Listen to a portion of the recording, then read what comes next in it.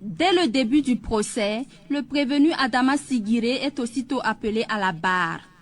Le tribunal a invité les avocats de la CGTB à faire leur plaidoirie.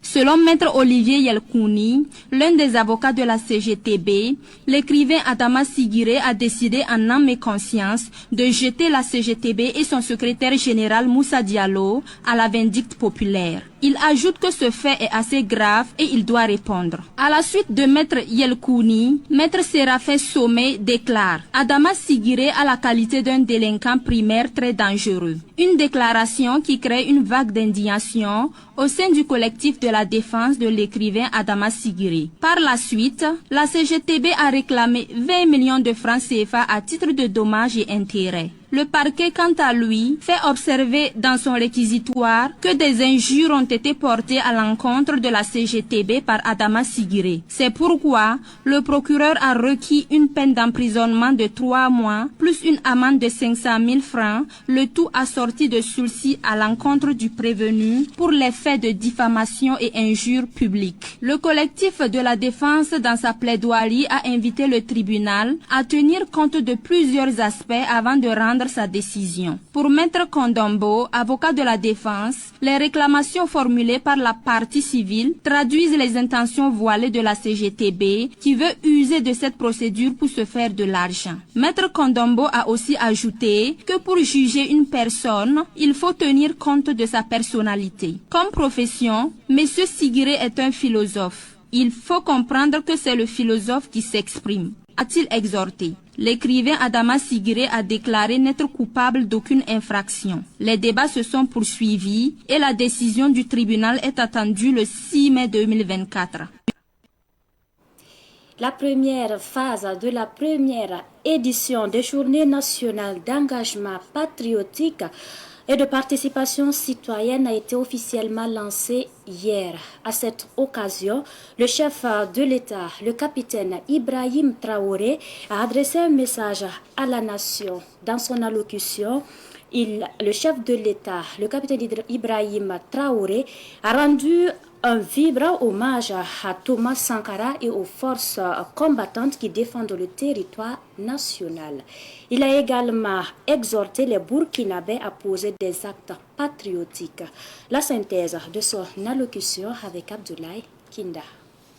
Aujourd'hui, 25 mars 2024, nous sommes donc à la veille. Pour le capitaine Ibrahim Traoré, les dates du 26 mars et du 2 octobre sont symboliques en matière d'engagement patriotique au Burkina Faso.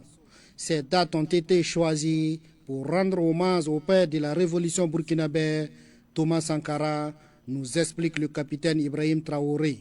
Ces journées ont été décrétées donc par le gouvernement pour être célébrées les 26 mars et 2 octobre chaque année, durant 15 jours. Ces dates n'ont pas été choisies pour rien. C'est pour rendre hommage au père donc de la Révolution, le capitaine Thomas Sankara. On se souvient encore, le 26 mars 1983, lorsque Thomas Sankara, encore Premier ministre de la Haute-Volta, prononçait donc ce discours où il se posait la question « Qui sont les ennemis du peuple ?» Plus tard, le 2 octobre,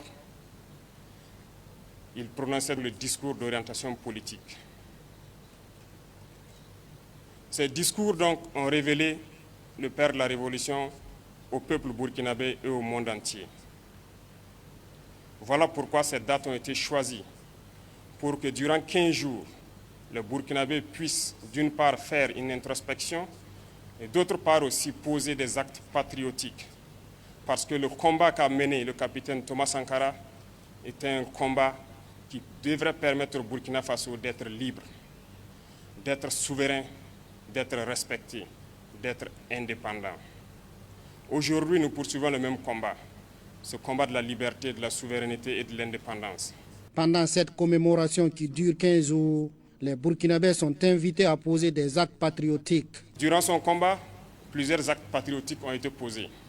Par exemple, la bataille du rail, la lutte pour l'émancipation de la femme, la lutte pour l'environnement. Ces combats nous rappellent que jusqu'aujourd'hui, nous devrons tout mettre en œuvre pour poser des actes patriotiques. Mieux encore, on peut se souvenir des EPI, les efforts populaires d'investissement, qui ont permis donc de retenir 5 à 12% des salaires des fonctionnaires pour pouvoir construire des infrastructures socio-économiques de base, notamment des centres de santé, des infrastructures routières. Beaucoup d'actes patriotiques ont été enseignés et véhiculés durant donc notre révolution. Pendant ces 15 jours, nous souhaitons que le Burkinabé puisse poser des actes patriotiques, que l'engagement soit vraiment au paroxysme. Chacun de nous peut, à partir de là où il est, participer au Fonds de soutien patriotique aujourd'hui, peut s'engager comme VDP, volontaire pour la défense de la patrie, peut poser un certain nombre d'actes, surtout que la saison pluvieuse s'annonce. Il va de soi que l'assainissement de nos villes puisse être fait, les opérations de nettoyage pour prévenir les éventuelles épidémies de palu ou de dengue. C'est aussi le moment de pouvoir s'acquitter de ses devoirs. Quand on parle de devoirs, nous parlons de pouvoir payer les impôts, de pouvoir participer activement donc à la vie citoyenne. Ces journées nationales d'engagement patriotique et de participation citoyenne qui sont célébrées les 26 mars et 2 octobre de chaque année sont aussi des journées d'hommage à toutes les forces combattantes, FDS et VDP, qui prouvent leur patriotisme au front en défendant les terres des ancêtres, a également souligné le chef de l'État, le capitaine Ibrahim Traoré. Soit donc le moment d'expression de notre patriotisme pour que vive le Burkina Faso. Et puis le Premier ministre, Maître Apollinaire Kyelem de Tambela, et ses collaborateurs ont procédé ce matin à la primature à Ouagadougou à la montée des couleurs nationales.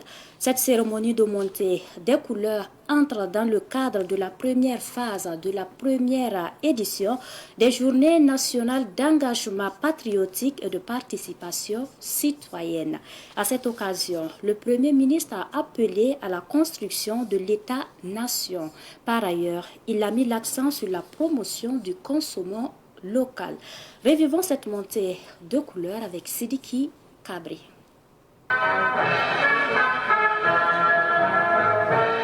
Cette initiative est un appel au patriotisme et à la citoyenneté. Selon le chef du gouvernement, Maître Apollinaire Kyelem de Tambela, chaque Burkinabé doit renforcer son engagement en faveur de la nation à travers la promotion du consommation local, a-t-il recommandé. Je constate que certains ne sont pas encore dans la dynamique. Aujourd'hui, n'est-ce pas, c'est le déclenchement des journées d'engagement patriotique et de participation citoyenne. Nous, on n'a pas le choix. On doit être fiers d'être burkinabé et du Burkina Faso. C'est la seule façon de vivre heureux.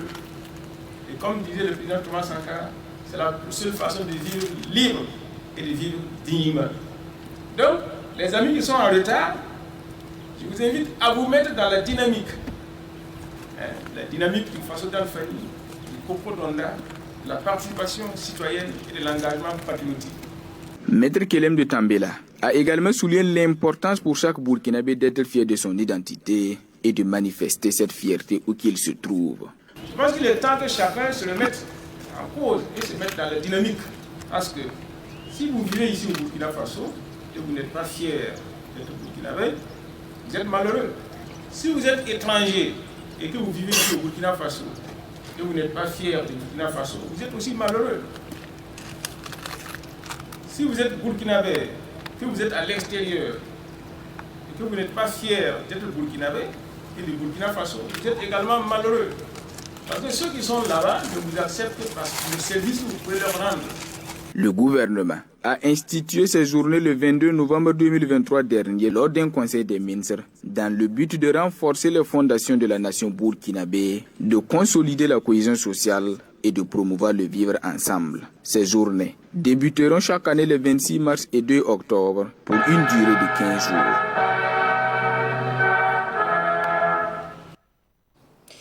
Et nous poursuivons toujours avec l'actualité en lien avec les journées nationales d'engagement patriotique. Des citoyens burkinabés se prononcent sur le sujet.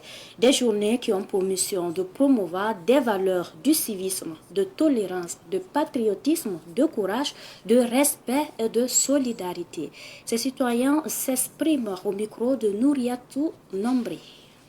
J'appelle tous les Burkinabés à mettre la main dans la main pour le développement du pays, d'éviter la haine, pour que le pays puisse avancer. Étant burkinabé, j'invite tout être burkinabé ou toute personne vivant au Burkina de participer à la contribution pour un Burkina meilleur, d'être intègre, d'être honnête, afin qu'on puisse traverser ces moments difficiles.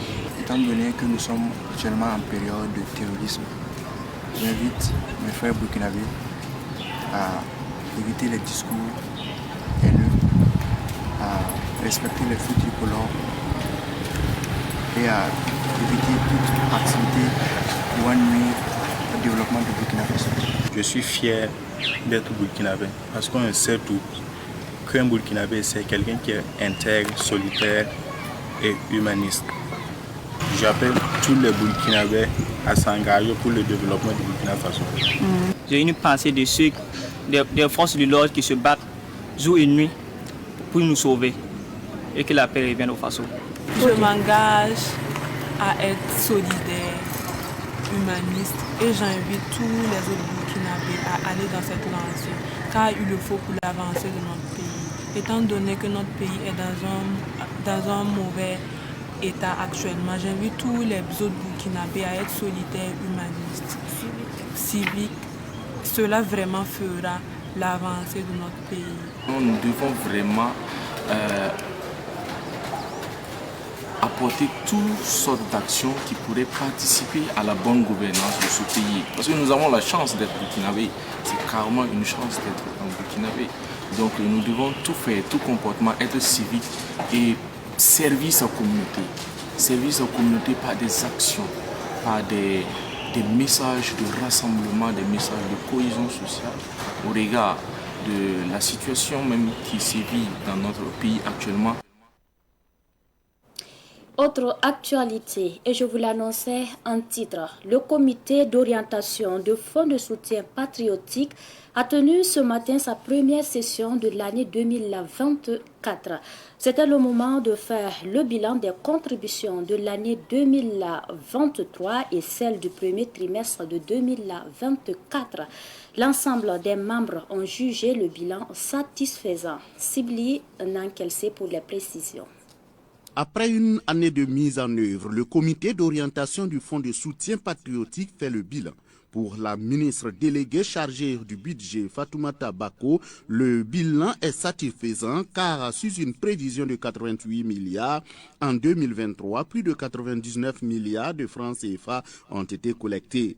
Déjà pour le premier trimestre de l'année en cours, environ 31 milliards de francs CFA sont enregistrés. Et en termes de bilan, il faut dire déjà qu'on peut se réjouir du fonctionnement, en tout cas du Fonds de soutien patriotique.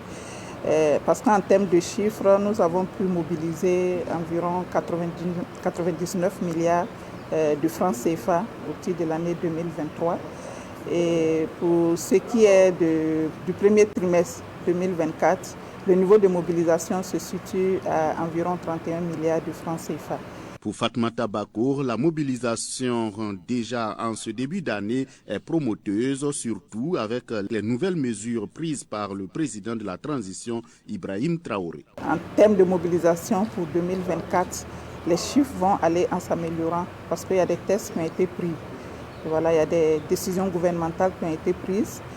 Donc, en vue de pouvoir effectuer des prélèvements sur les traitements salariaux des différents agents, aussi bien du public que du privé, mais également au niveau des sociétés également, pour un prélèvement qui va être effectué sur donc, les chiffres d'affaires. Et l'un dans l'autre, ce sont des décisions qui vont venir en tout cas permettre d'améliorer conséquemment le niveau de mobilisation au niveau du Fonds de soutien patriotique. Cette première session du comité d'orientation du Fonds de soutien patriotique est présidée par le Premier ministre Apollinaire Kelem de Tambela. L'autorité supérieure de contrôle d'État et de lutte contre la corruption a désormais 6 nouveaux contrôleurs d'État. Ces agents ont prêté serment devant le Conseil constitutionnel pour marquer officiellement leur prise de fonction. Ahmed Joël Compaoré a suivi pour nous cette audience de prestation de serment. Je jure et prends solennellement l'engagement devant le peuple burkinabé.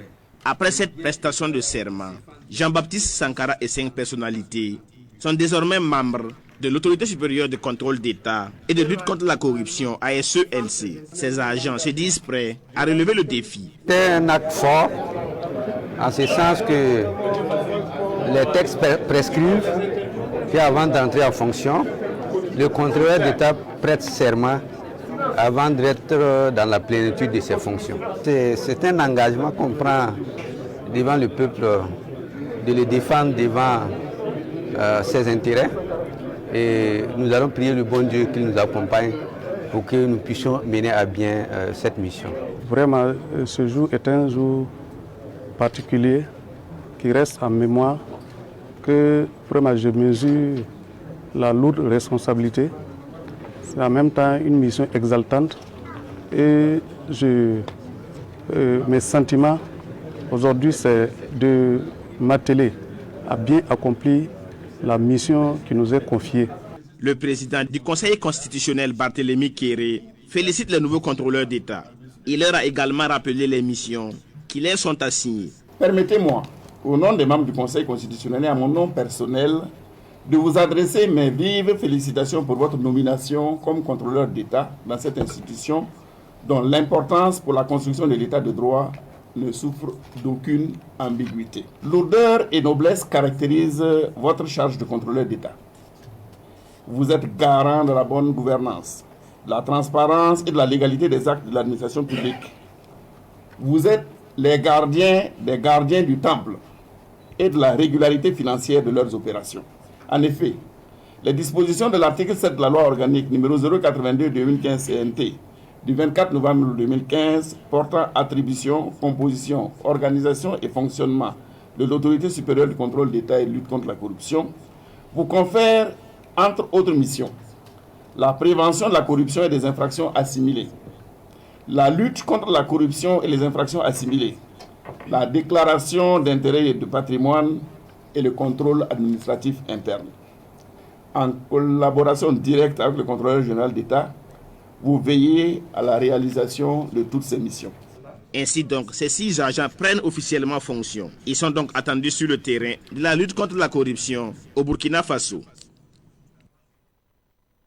Autre sujet pour poursuivre, le Lions Club International District 403 A3 se préoccupe de la santé de la femme. Il a organisé en ce sens le dimanche dernier une conférence publique sur l'endométriose, une maladie peu connue mais qui cause d'énormes difficultés à certaines femmes qui en souffrent. Nous en savons plus dans ce reportage signé Micheline Zango. L'endométriose est une pathologie qui affecte les femmes en âge de procréer jusqu'à la ménopause. Elle se manifeste par de fortes douleurs pelviennes juste avant ou pendant les menstruations. L'endométriose est une pathologie potentiellement grave qui se caractérise par l'existence de l'endomètre qui produit les règles dans un autre endroit que l'utérus. Et lorsque le tissu qui produit les règles se retrouve à un autre endroit que l'intérieur de la cavité, on parle d'endométriose. Et cette maladie se manifeste de diverses manières avec un accent particulier sur les douleurs cycliques de façon chronique. C'est une jeune femme qui a mal chaque mois quand elle voit son cycle menstruel.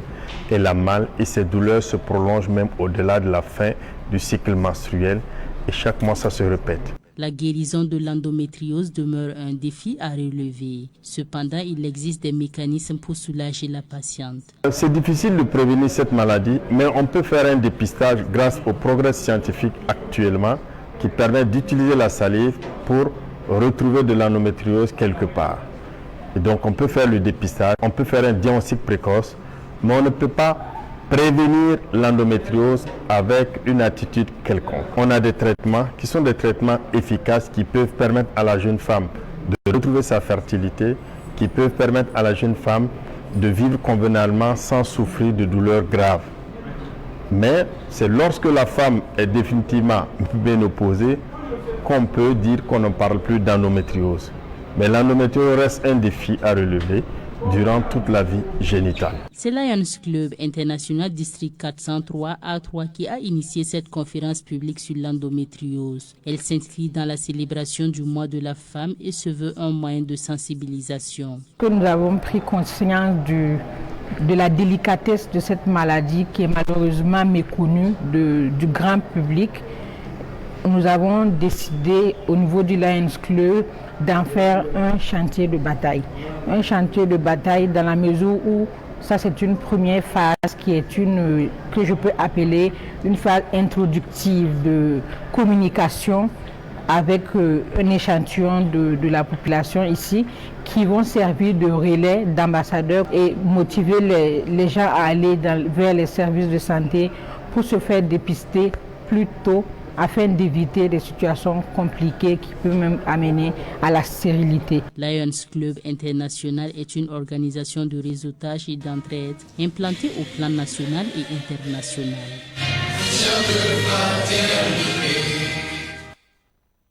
Page sport à présent. Les étalons arts du Burkina Faso affrontent aujourd'hui le menant du Niger à Casablanca au Maroc à partir de 22h temps universel.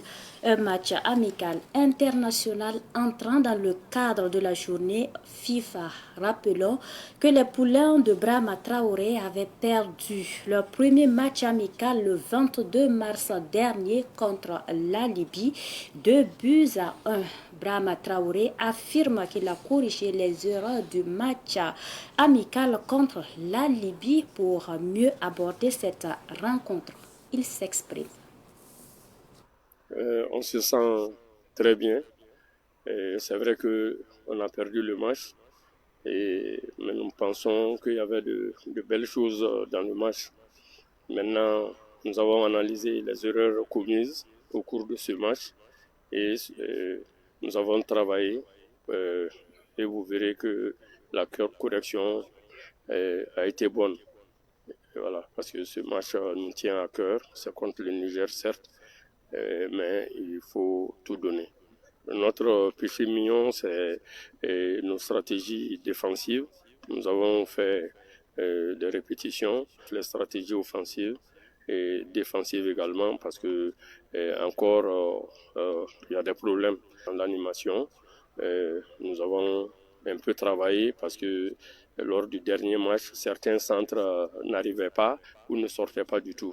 Donc nous avons travaillé également les centres pour que nos attaquants puissent en tout cas avoir 2 à 3 occasions devant le but. 3 nouveaux joueurs vont faire leur entrée pour le début et après on verra. Mais nous espérons pouvoir utiliser 5 remplaçants si le match tourne bien. Voilà, nous allons mettre 3 remplaçants pour aussi voir. Nous voulons voir tout le monde, mais bon, pour ce match qui est décisif pour nous parce que nous venons d'arriver, il ne faut pas prendre trop de risques. Donc, il faut se limiter à faire 3 remplacements au départ et ensuite voir s'il y a la possibilité de mettre 5 nouveaux pour terminer le match. La Fédération burkinabé de floorball a tenu une assemblée générale le week-end dernier à Ouagadougou. Une assemblée au cours de laquelle elle a présenté le bilan de la saison passée et déroulé le programme des activités pour la nouvelle saison qui s'annonce. Les détails avec Ruben Wilson Koudio.